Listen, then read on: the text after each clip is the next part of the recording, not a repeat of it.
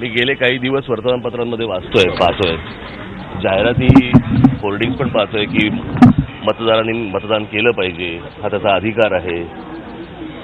जसं मला असं वाटतं की जसं मतदारांनी त्यांचा हक्क बजावला पाहिजे तसं राजकीय पक्षांनी देखील काम केलं पाहिजे, याची पण होर्डिंग्स लागली पाहिजेत. प्रत्येक वेळेला मतदार त्यांचा हक्क बजावतो, पण राजकीय पक्षांनी त्यांचा कामाचा हक्क पण बजावला पाहिजे. पुढल्या निवडणुकीपासून मला असं वाटतं त्याची होर्डिंग दिसायला पाहिजेत की राजकीय पक्षांनीही काम करावं.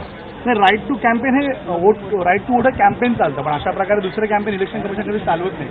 नाही, ते केलं पाहिजे ना. मला असं वाटतं की मतदानाचा टक्का घसरणं कुठच्याही निवडणुकीला हे राजकीय पक्षांनी न केलेल्या कामाचं द्योतक असतं ना. तर ती गोष्ट मला असं वाटतं राजकीय पक्षांनी सुधारली पाहिजे. पण सुविधा पण नसतात, कारण आज एक सिनियर सिटीजन होते, त्यांचं म्हणणं होतं की तिसऱ्या माळ्यावर केंद्र असतात, तर आम्ही जात नाही, आम्हाला मतदान करायचं तरी आम्ही जात नाही, कारण या सुविधा नसतात आमच्या. ते ग्राउंड फ्लोअरलाच असलं पाहिजे. सर, सेना भाजपच्या आरोपपत्रामध्ये प्रचाराचा स्तर घसरलेला आहे, पातळी सोडून प्रचार वैयक्तिक पातळीवर. आता झालं ना, ते सगळ्या संपल्या गोष्टी. आता सगळं घसरून फार वाट लागली सगळी.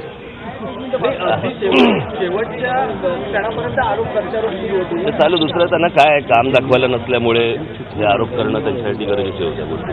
साहेब, आपण किती कॉन्फिडंट आहात पक्षावर, परफॉर्मन्स कसं असेल उमेदवारांचा?